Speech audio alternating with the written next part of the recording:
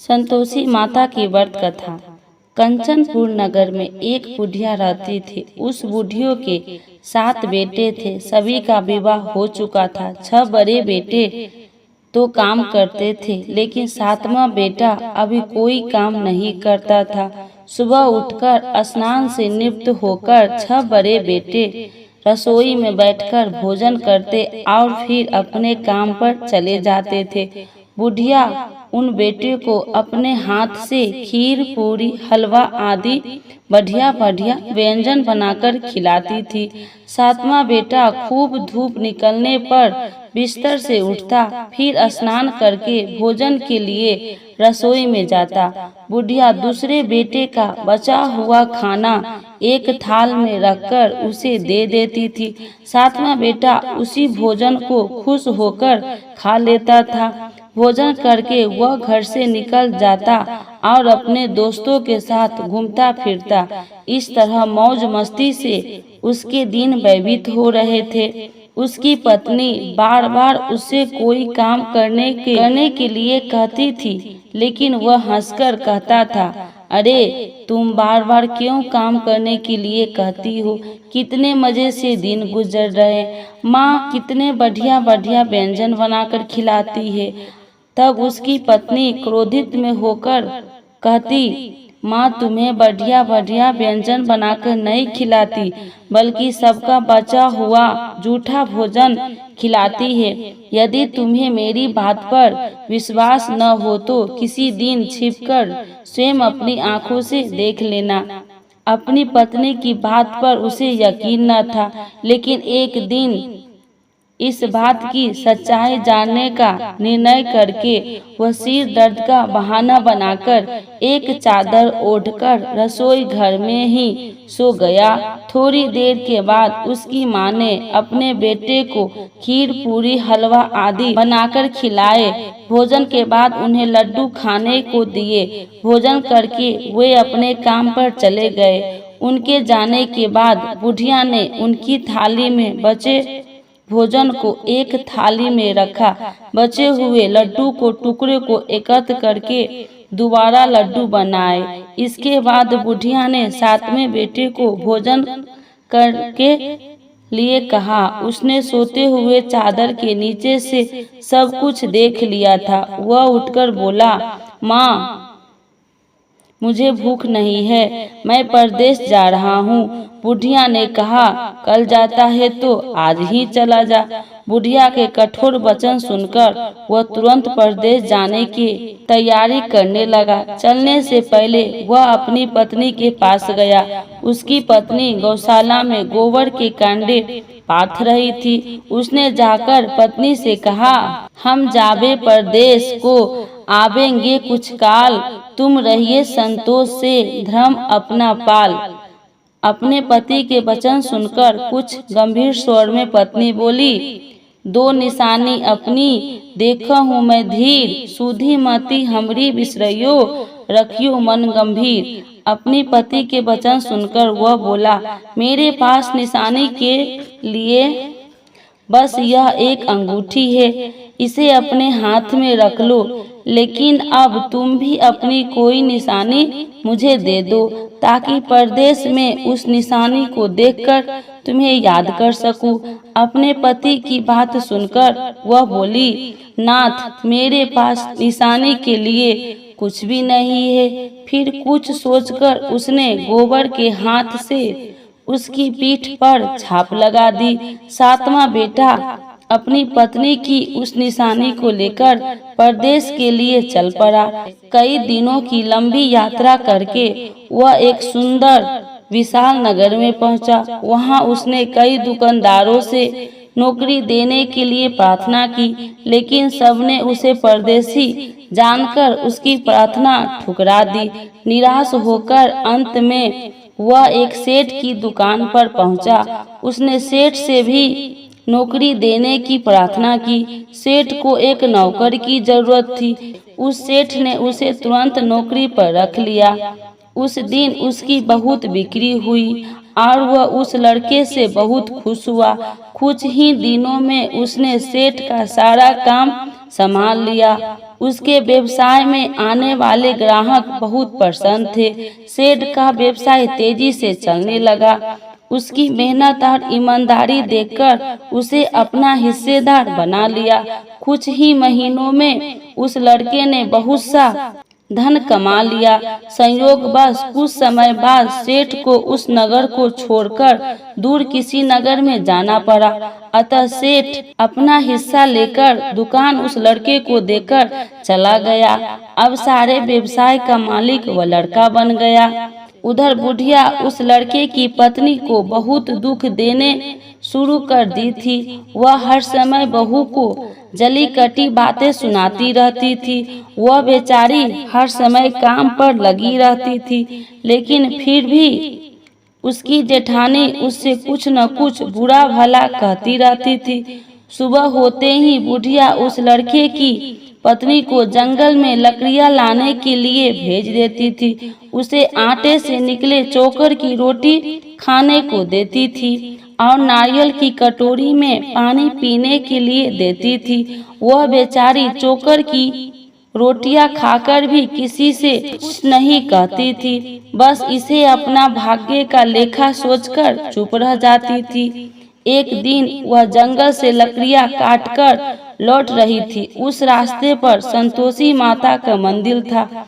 उस मंदिर के पास लकड़ियां का गठरा जमीन पर रख वह कुछ देर आराम करने के लिए रुकी। मंदिर में उसने बहुत सी स्त्री को पूजा करते देखा तो उसने पूछा, आप सब किसकी पूजा कर रही है? इस पूजा के करने से क्या पुण्य मिलता है? एक स्त्री ने उसे बताया, हम सब संतोषी माता का व्रत करके उनकी पूजा कर रहे हैं। संतोषी माता की पूजा करने से धन संपत्ति में भंडार भरता है, निडरता दूर होती है, परिवार में सभी सुख शांति से रहते हैं, लड़कियों का शीघ्र विवाह होता है और उन्हें स्वयं वर मिलता है, व्यवसाय में लाभ होता है, निसंतानों के घर में संतान होती है, पति अगर परदेश गया हो तो संतोषी माता की अनुकंपा से शीघ्र घर लौटता है, न्यायालय में कोई मुकदमा चल रहा हो तो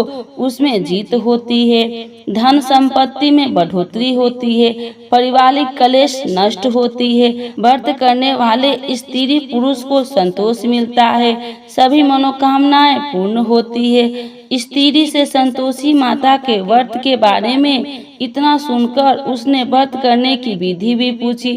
तब एक बूढ़ी स्त्री ने उसे बताया, संतोषी माता के व्रत करने के गुड़ और चने का प्रसाद बांटकर स्वयं भी प्रसाद ग्रहण करना, कभी नहीं भूलना। संतोषी माता गुड़ और चने से की गई पूजा से प्रसन्न होती है। संतोषी माता का व्रत शुक्रवार को ही किया जाता है। शुक्रवार को सूर्योदय से पहले उठकर स्नान से निवृत्त होकर संतोषी माता के मंदिर में जाकर पूजा करके व्रत कथा सुननी चाहिए। मंदिर में न जा सके तो घर के किसी कमरे में संतोषी माता का मूर्ति या चित्र रखकर छोटा सा मंदिर बनाकर पूजा करनी चाहिए। व्रत करने वाले व्यक्ति को उस दिन कोई भी खट्टा चीज या खट्टा फल नहीं खाना चाहिए। घर में भी किसी को खट्टी चीज नहीं खानी चाहिए। संतोषी माता के व्रत के बारे में सभी बातें पूछकर सातवें बेटे की बहू ने मन में निश्चय किया कि आज सारी लकड़ियां बेचकर गुड़ और चने खरीदकर आने वाले शुक्रवार को संतोषी माता का पूजा अवश्य करूंगी। उसी दिन उसने लकड़ियां बेचकर गुड़ और चने खरीदे। शुक्रवार को सूर्योदय से पूर्व उठकर उसने स्नान किया, फिर एक कलश में स्वच्छ व ताजा जल भरकर चने और गुड़ के साथ जंगल की ओर चल पड़ी। रास्ते में संतोषी माता के मंदिर में जाकर उसने संतोषी माता का विधिवत पूजा की और व्रत कथा सुनी। फिर संतोषी माता के चरणों में सिर रखकर प्रार्थना की, हे माता, मेरे कष्ट दूर करो, मैं हमेशा तुम्हारी पूजा करूंगी। मेरा पति परदेश से सकुशल लौट आए। संतोषी माता का स्मरण करते हुए उसने आसपास वाले को गुड़ और चने का प्रसाद बांटकर थोड़ा सा प्रसाद स्वयं भी ग्रहण किया। इस प्रकार सातवें बेटे की बहू ने हर शुक्रवार को संतोषी माता का विधिवत व्रत करना आरंभ कर दिया। दूसरे शुक्रवार को उसने व्रत किया तो उसके पास पति का पत्र आ गया। तीसरे शुक्रवार को पति का भेजा हुआ रुपया आ गया। इस पर घर के लोग उससे ईर्ष्या करने लगे। जेठानियां ताने देने लगी, अरे अब तो पति का पत्र आने लगा है, रुपया भी आने लगा है। घर के बच्चे भी बार बार कहने लगी, अब तो चाची के पास रुपया आने लगा है। अब वह किसी से सीधे मुंह बात भी नहीं करेगी।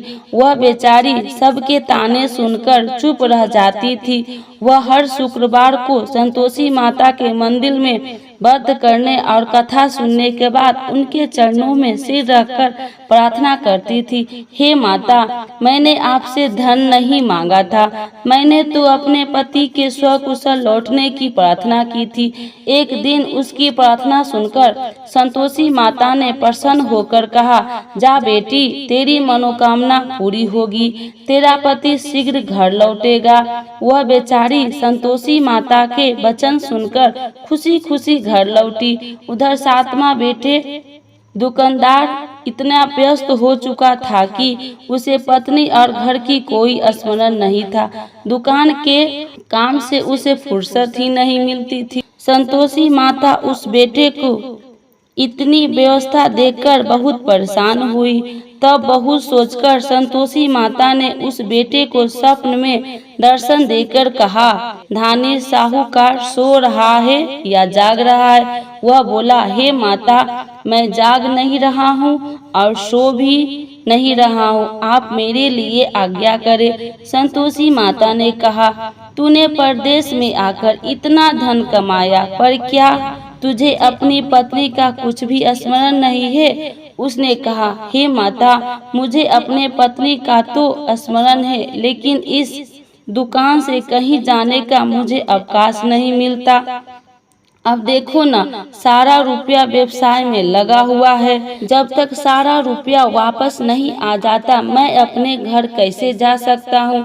संतोषी माता ने कहा, कल सुबह उठकर संतोषी माता का नाम लेकर मंदिर में घी का दीपक जलाकर पूजा करना और फिर दुकान पर जाकर संतोषी माता का नाम का दीपक जलाकर प्रणाम करके काम शुरू करना।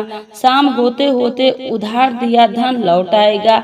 इतना कहकर संतोषी माता उसके स्वप्न से अंतर्ध्यान हो गई। सुबह उठकर उसने अपने मित्र से स्वप्न की बात कही तो वे सब उसका मजाक उड़ाने लगा, लेकिन उसका मन नहीं माना। उसने संतोषी माता पर पूरा विश्वास करके मंदिर में जाकर घी का दीपक जलाकर, दुकान पर भी दीपक जलाकर संतोषी माता का स्मरण करके काम शुरू किया।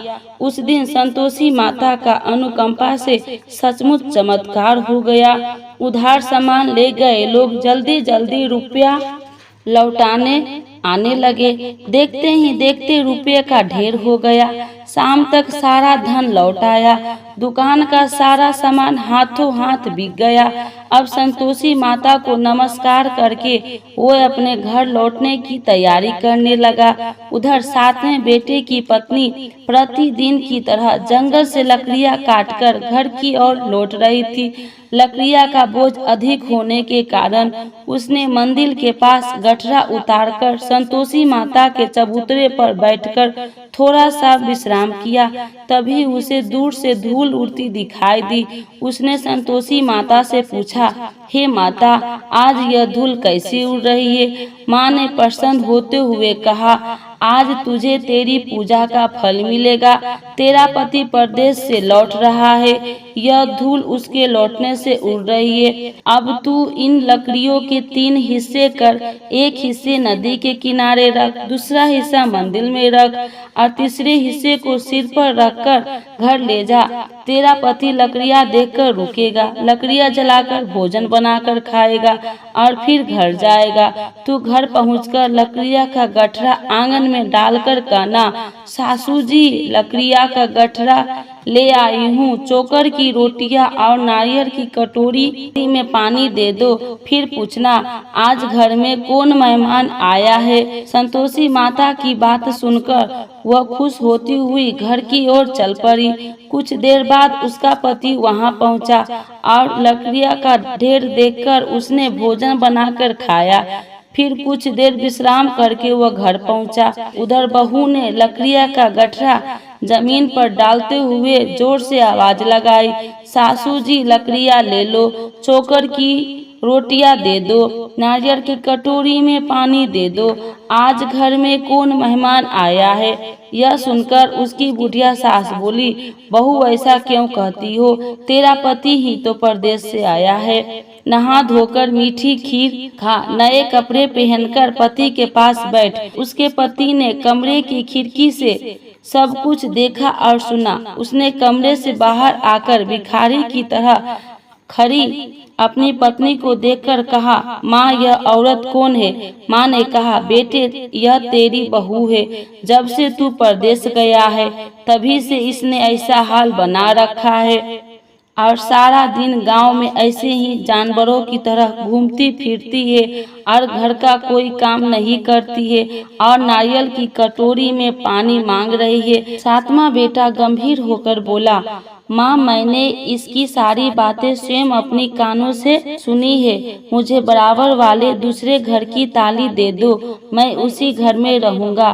बुढ़िया माँ ने उस बेटे को दूसरे घर की ताली दे दी। वह अपनी पत्नी के साथ उस घर में आनंद से रहने लगा। उसके पास धन की कोई कमी नहीं थी, घर को महल जैसा सुंदर बना लिया। अगले शुक्रवार को उसकी पत्नी ने कहा, प्राणनाथ मैं संतोषी माता का व्रत करती हूँ, संतोषी माता की अनुकंपा से ही मेरे सब काम पूरे हुए हैं, अब मैं व्रत का उद्यापन करनी चाहती हूँ। पति ने कहा, अभ्यास करो, मैं उद्यापन के लिए सब सामान एकत्र करता हूँ। बहू ने अपनी जेठानी के लड़कों को भोजन के लिए बुलाया। सभी जेठानियाँ उसकी धन और संपत्ति और वैभव से ईर्ष्या करने लगी थी। जेठानिया ने अपने बच्चे को सिखा दिया कि तुम भोजन के समय खट्टी चीजें मांगना। वे नहीं चाहती थी कि उसका उद्यापन पूरा हो। संतोषी माता की पूजा के बाद जब बच्चे को भोजन के लिए कहा गया तो सब खटाई मांगने लगा। बहू ने कहा, खटाई किसी को नहीं मिलेगा। तब सभी बच्चे उससे पैसा मांगने लगे। बहू ने उनकी बुरी भावना के बारे में कुछ जानती नहीं थी, उसके बच्चे को पैसे दे दिए। बच्चे दौड़ते हुए बाजार गए और इमली लेकर खाने लगे। बच्चे को पैसे देने और उनके इमली खाने से संतोषी माता क्रोधित हो गई। उनके प्रकोप से उसी समय राजा के सैनिक सातवां बेटे की दुकान पर पहुंच और उसे पकड़कर ले गए। भोली बहू रोने लगी, जेठानियां ताने देने लगी, अरे बेईमानी से कमाकर धन लाया था, इसीलिए राजा के सैनिक पकड़कर ले गए। अब बंदीगिरी में रहना पड़ेगा, साथ ही राजा सारा धन भी छीन लेगा।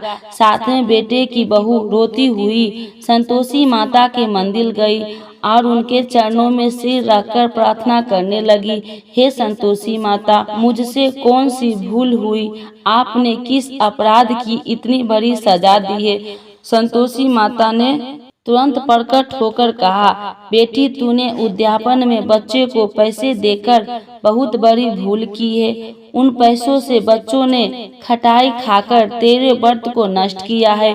बहू रोते रोते बोली, माँ मुझे क्षमा कर दो, मैं बच्चों की बातों में यह सब भूल गई थी। अब मैं दोबारा उद्यापन करूंगी, अब कोई भूल नहीं करूंगी। संतोषी माता ने कहा, जब तू दोबारा विधिवत उद्यापन करेगी तो तेरी मनोकामना अवश्य पूरी होगी।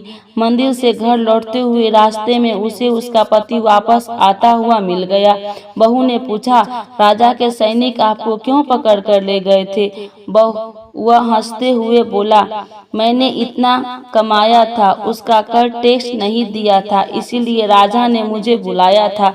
अगले शुक्रवार को उद्यापन के लिए बहू ने लड़के को भोजन के लिए बुलाया। उधर जेठानिया ने पुनः अपने लड़कों को भोजन में खटाई मांगने के लिए सिखा दिया। संतोषी माता की पूजा के बाद गुड़ और चने का प्रसाद बांटकर बहू ने स्वयं भी प्रसाद ग्रहण किया। बच्चों को जब भोजन के लिए बैठाया और खीर पूरी हलवा खाने के लिए कहा तो वे बोले, हमें खीर हलवा अच्छा नहीं लगता है, हमें तो खट्टी चीजें खाने को दो। बहू ने कहा, किसी को खट्टी चीज खाने को नहीं मिलेगी और मैं तुम्हें पैसे भी नहीं दूंगी। खीर पूरी हलवा खाना है तो खाओ। बच्चों नहीं माने तो उसने उन बच्चे को भगाकर ब्राह्मण के बच्चे को बुलाकर भोजन करवाया।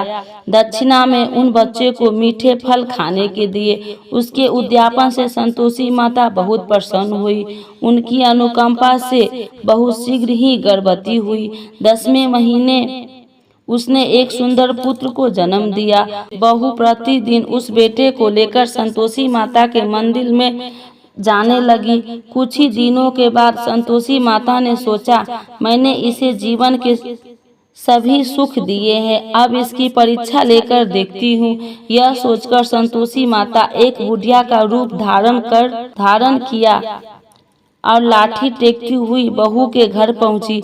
बुढ़िया के सारे शरीर पर मक्खियां भिनभिना रही थी। उसे देख सारी मुंह सिकुड़ाने लगते थे। बुढ़िया ने जाकर दरवाजा खटखटाया तो बहू की सास ने दरवाजा खोला और उसे देखते ही जोर से चिल्लाई, अरे लड़कों, इस गंदी बुढ़िया को भगाओ, मुझे तो ये कोई चुड़ैल नजर आती है, इसे भगाओ नहीं तो किसी को खा जाएगी। लड़के उठकर भागे और उन्होंने अपने घर के दरवाजे और खिड़कियां बंद करने लगी। छोटी बहू बराबर वाले घर की खिड़की से उस बुढ़िया को देख रही थी। उसने जल्दी से दरवाजा खोला और बुढ़िया के पांव छूकर अपने घर में ले आई। सास ने उसे रोका तो बहू बोली, आज तो बहुत खुशी का दिन है, मेरी संतोषी माता मेरे घर आई है। छोटी बहू का बेटा दूध पीने के लिए रो रहा था। बहू ने उसे दूध भी नहीं पिलाया और संतोषी माता की सेवा में व्यस्त हो गई।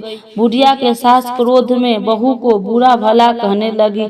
बहू बोली, सासू माँ, आज मेरी संतोषी माता मेरे घर आई है, इनकी व्रत करने से मेरे घर में इतनी खुशियाँ छाई है।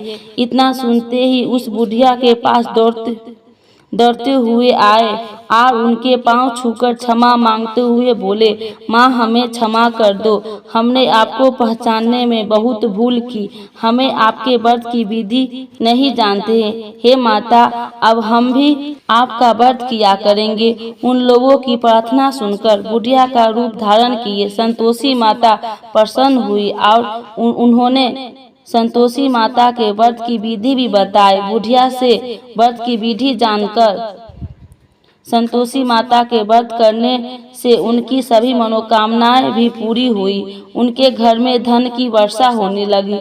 बुढ़िया के 7वां बेटा का व्यवसाय खूब तेजी से चलने लगा। धन संपत्ति के भंडार भरने लगा। संतोषी माता का व्रत करने और व्रत कथा सुनकर गुड़ और चने का प्रसाद खाने वाले को सभी मनोकामनाएं संतोषी माता पूरी करती है। व्यवसाय में दिन दोगुनी रात चौगुनी तरक्की होती है। निसंतान स्त्री को पुत्र की प्राप्ति होती है और संतोषी माता का विधिवत करने वाले कुमारी कन्याओं को मनचाहा सुंदर और स्वयं वर मिलता है। बोलो संतोषी माता की जय। संतोषी माता की आरती। जय संतोषी माता मैया, जय संतोषी माता, अपने सेवक जन को सुखी संपत्ति दाता। जय संतोषी माता, सुंदरी चीर सुनहरी, माँ धारण किन्हो, हीरा पन्ना दम के, तन सिंगार लिहो। जय संतोषी माता, गेरू लाल छटा छवि, बदन कमल सोहे, मंदी हसत करुणामयी, तिरुवन जन मोहे। जय संतोषी माता, स्वर्ण सिंहासन बैठी, चबर ढूंढे प्यारे। धूप दीप मधुमेवा, भोग धरे न्यारे। जय संतोषी माता, गुर अरु चना परम प्रिय, ताम संतोष किए। संतोषी कहलाई, भक्तन वैभव दियो। जय संतोषी माता, शुक्रवार प्रिय मानत, आज दिवस सोही। भक्त मंडली आई, कथा सुनत मोही। जय संतोषी माता, मंदिर जगमग ज्योति, मंगल ध्वनि छाई। विनय करे हम बालक, चरणन सिर नाई।